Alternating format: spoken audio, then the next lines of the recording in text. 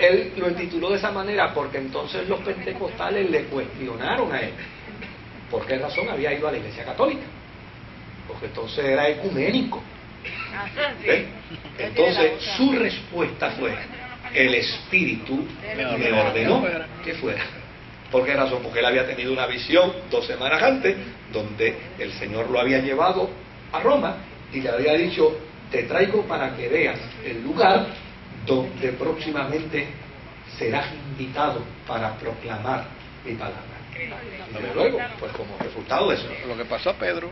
ahora, fíjense que el efecto en aquel entonces, y hago el paréntesis para seguir con los motores, el efecto en aquel momento fue que obviamente Juan 23 dio apertura a la experiencia carismática, pero se le descontroló a la Iglesia Católica la experiencia carismática por una razón: porque la gente no le quería rezar a la Virgen, la gente no quería hacer el rosario, la gente lo que quería era oír palabra. Exacto. Y vivir una experiencia en el Espíritu y ver sanidad divina. Exacto. Entonces cuando se les recrimina a Juan 23 tal situación, desde luego se trata de corregir, pero entonces fue una situación difícil para la Iglesia Católica, porque miles de comunidades de católicos abandonaron la Iglesia Católica para entonces abrazar una experiencia carismática. Ahora mismo no hay vocaciones. Sí.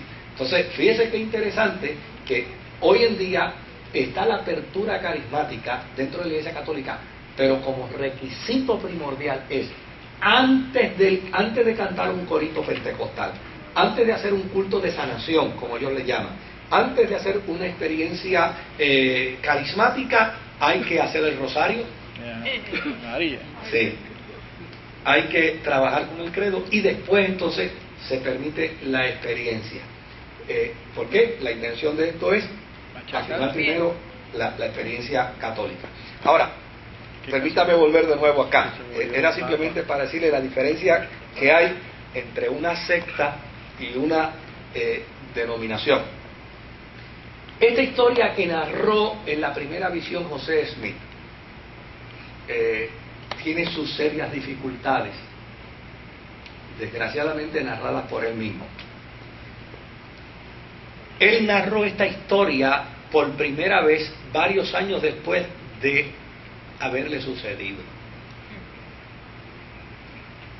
Y en la primera edición de su primer libro, La Perla del Gran Precio, donde él por primera vez cuenta la historia, él dijo que había sido visitado por un personaje.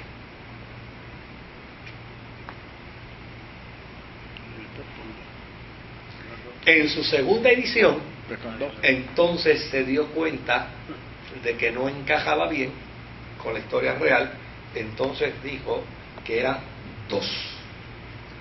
Pero la confusión se hace aún mayor. Es una pena que yo no tenga aquí el libro del Mormón y la Perla de Gran Precio. ¿Verdad? ¿Tú la tienes por ahí? Pues yo espero ya el martes que viene hacer anotaciones directas del libro de la Perla de Gran Precio y del libro del Mormón para que veamos las contradicciones. No solamente se contradijo en su primera versión, en su primera edición, diciendo que era un personaje, cuando en la segunda tirada del libro, en la segunda edición, dice que eran 2, sino que llamó en la primera edición, llamó al personaje Moroni, y en la segunda edición lo llamó Nefi. Sí. Entonces, desde luego, ya estaba escrito, ya se había distribuido, ya estaba circulando, se alegó error de imprenta, se alegaron ese número de cosas, pero ya estaba el dato corriendo. Claro, él contó su historia. Acuérdese que él está contando esta primera historia, nadie la reconoció como verdadera, y cuando nadie le aceptó, porque o sea, él vive esa experiencia de esas visiones, pero él no ha formado su religión, no ha formado su secta. él va con estos testimonios donde pastores metodistas, donde pastores presbiterianos, donde pastores bautistas, y donde quiera que él iba a contarle la historia, los pastores le decían, tal cosa no tiene evidencia bíblica, no tiene postura teológica, por lo tanto no se la reconocían. Y esto le daba base a él para entonces creer, no me la reconocen porque Moroni tiene razón, todas están en error. ¿Se da cuenta? Ese no es, yo no, Ajá. usted me ilustra. Ese no fue el que escribió, que recibió hasta abriendo Sí, más adelante. Más tarde. Porque toda la historia se sostiene a base de visiones y de encuentros con estos personajes, con estos ángeles que vienen a traerle. De hecho, no solamente está Moroni, no solamente está Nefi, está Juan el Bautista también, que aparece. Más adelante está Pedro, Jacobo y Juan, que aparecen. No, el hombre tuvo unos privilegios extraordinarios, ¿no? Desde ese punto de vista. Ahora, fíjese que acto seguido decide entonces buscar su propia ruta, porque ya descubre, nadie acepta mi historia, nadie valida mis visiones, por lo tanto es cierto, todo el mundo está errado, y porque están errados es que no me pueden aceptar mi visión. Pues entonces yo tengo que desarrollar mi propia ruta teológica y religiosa. Y desde luego, en septiembre 21 de 1823, ya cuando, según su testimonio en la Perla del Gran Precio, cuando decide buscar de irse a descansar, toma un tiempo para orar, y dice que cuando está orando, el cuarto se le llenó de luz y apareció Moroni para encomendarle una nueva tarea. Esta nueva tarea trata de lo siguiente. Moroni le contó que había un libro escrito en planchas de oro, donde se hablaba en esos libros de planchas de oro de los primeros habitantes de Norteamérica y de la llegada de ellos a Norteamérica. Moroni le dijo que estas planchas de oro contenían también la totalidad del Evangelio,